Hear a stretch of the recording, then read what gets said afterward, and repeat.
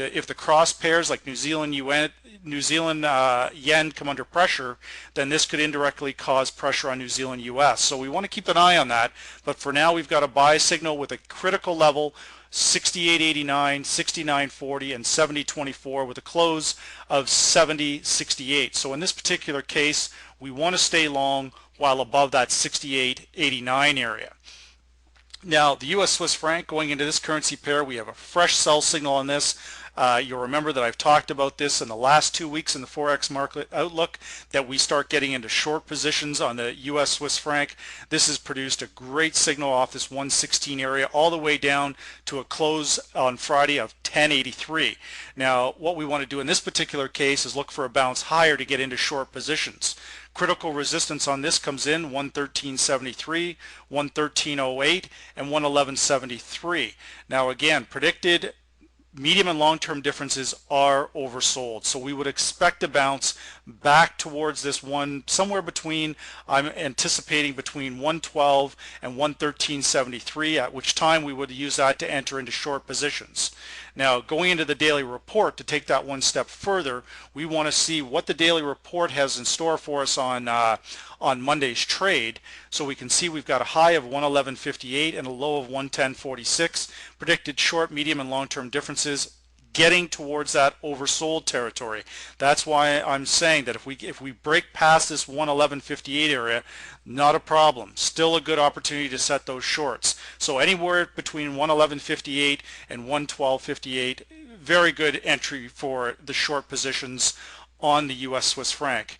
Now again, the Swiss franc gaining a lot of strength against the Euro Swiss franc, and I anticipate that is likely to continue.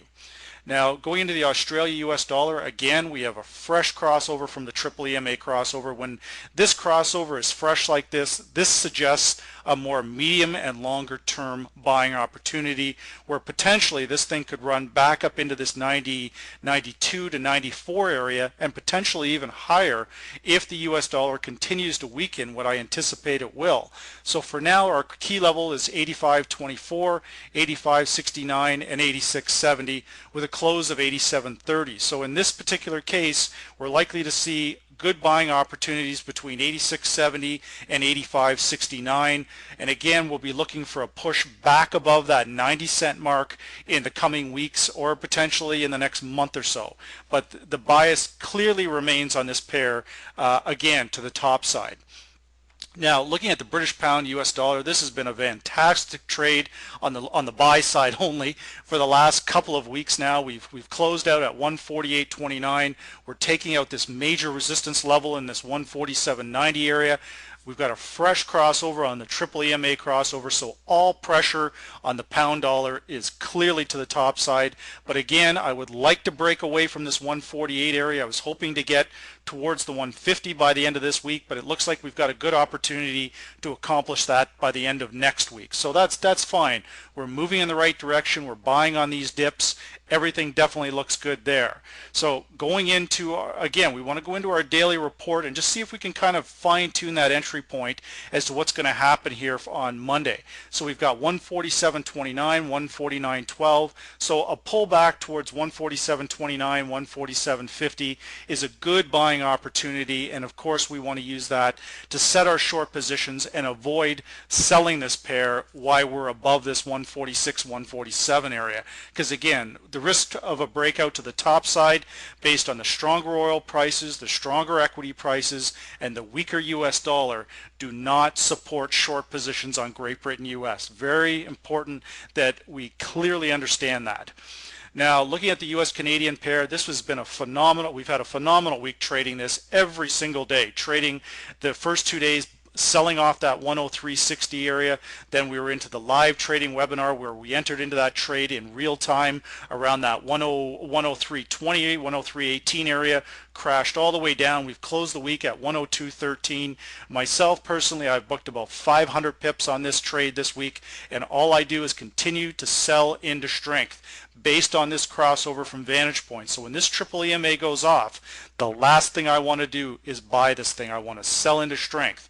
103.67 is now a major area of resistance for us, followed by 103.09 and 102.51. So likely to start the week between 102.51 and 103.09 is an excellent area again to set those short positions. So we're going to go into the daily report here, have a look from Vantage Point what it's actually got to say for the week.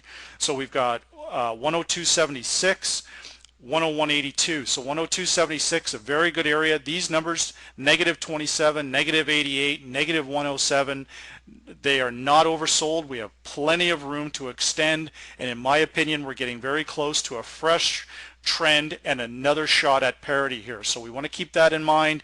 However, also remember the market is very, very short this pair, and whenever the market gets into a one-sided trade, whipsaws are very possible. So we want to focus on this 103.67 area. Only a sustained break of that will take the pressure off the downside. Right now, I anticipate further moves to the downside on this pair. So going into the US-Japan currency pair, we've got the triple EMA crossover. It's trying to complete, but this trade, in my opinion, is flat. This indicator here is the biggest concern to me. The triple EMA crossover is running flat. It's trying to break to the downside. It's having a great deal of difficulty doing that. The predicted MACD is not crossed to the downside.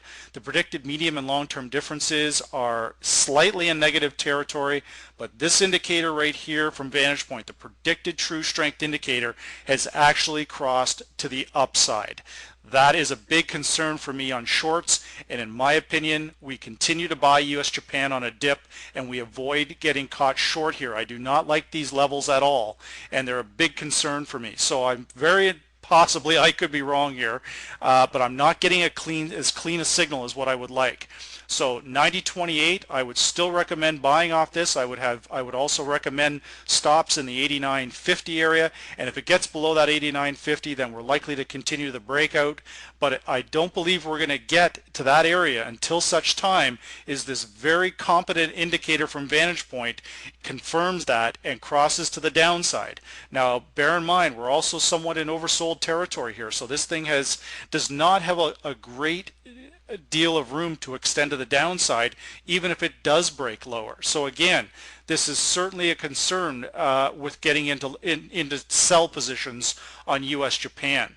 So those are our major currency pairs for this week, and that's a major review of the Forex market outlook, which is heavily tipped to further US dollar strength. And just to advise everybody again, we come to that conclusion based on analysis on a number of different markets. The equity markets, the commodities, the futures, all of these things play a big part in Forex, and we don't ever want to lose sight of that. So we've got a very detailed outlook at the week ahead. We'll be again looking at this at the beginning of the week from Monday through till Wednesday. And again, our next live trading seminar we'll be starting that up again on June the 6th, or June the 7th, excuse me. Everything looks July the 7th. So what we'll be doing is I'll be posting a link up for everybody to review, so you can come out to that live trading webinar and we can actually look at doing some live positions in real time. So once again, my name is Greg Furman, market analyst here at TraderPlanet.com, and this is the Forex Weekly Outlook for the week of, again, June the 21st, 2000.